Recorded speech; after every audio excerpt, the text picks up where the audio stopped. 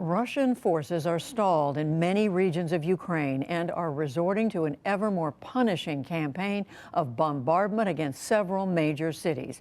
All this as a Kremlin spokesman said the prospects for a peaceful resolution have grown dimmer. Meantime, around 10 million Ukrainians have now been displaced, either within their country or seeking refuge outside it. In Washington, President Biden issued a stark warning for American companies, utilities, and other concerns to watch for the possibility of an increased threat of cyber attack by Russia. From southwestern Ukraine, Jane Ferguson again leads our coverage. This is all that remains of the normally bustling shopping center in Kyiv, hours after Russian forces shelled it. Mangled steel, piles of debris, and the burned out shells of vehicles. The bodies of the dead lie covered. It is hard for me to speak because my child used to work here. She was at work just yesterday. Drone footage captured the scale of the destruction. We don't have any strategic military objects here, as the Russians say. Russian troops have been shelling Kyiv for almost 4 weeks now as they try to surround the capital city. One residential building after another destroyed, leaving people's homes shattered. When your home is hit by a fragment of something, when your windows are blown out, you are left without a place to live. You don't know how to go on living. You don't know whether to stay here or flee.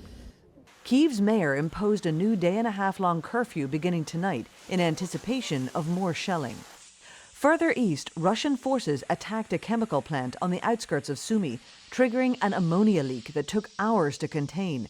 Residents nearby were ordered to shelter in place to avoid exposure. In Ukraine's south, Russian forces also continue to strike all they can. For the first time today, the key port city of Odessa came under attack.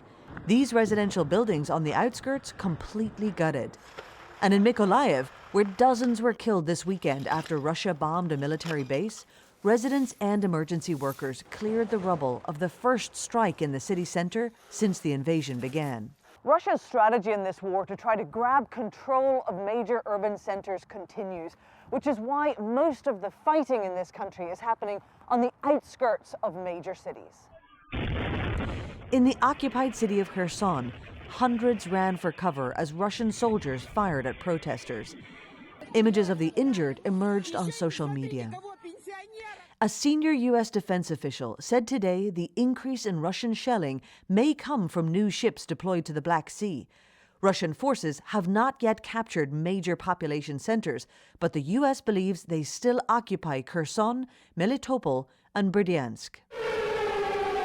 Ukrainian President Volodymyr Zelensky played the now well-familiar sound of air raid sirens during his address today, reminding the world what it's like here for millions of Ukrainians.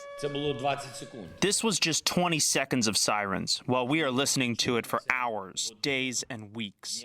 Ukrainians are living with the sound of this siren, working, going to sleep, treating injured, giving birth, and dying. The United Nations Migration Agency now estimates more than 3.5 million people have fled the country, and nearly 6.5 million have been displaced within Ukraine. Combined, that is 1/4 of the country's population. Humanitarian groups are still unable to reach many heavily bombarded areas where the most desperate are. Both sides hinted last week at progress in diplomatic talks, but after another round today, Kremlin spokesman Dmitry Peskov dashed hopes for a solution anytime soon. The degree of progress at the talks is probably not as high as we would want to see it. In order to talk about a meeting of the two presidents, first it's necessary to do the homework. So far, significant movement has not been achieved. This was also a grim day for the future of Russian-American relations. After President Biden last week called President Putin a war criminal, the Kremlin summoned U.S. Ambassador to Russia, John Sullivan, warning the comments have pushed bilateral relations to the brink of collapse. For the PBS NewsHour, I'm Jane Ferguson in Mykolaiv, Ukraine. Thank you, Jane. And the NewsHour's coverage from Ukraine, a reminder, coverage of this war is supported in partnership with the Pulitzer Center.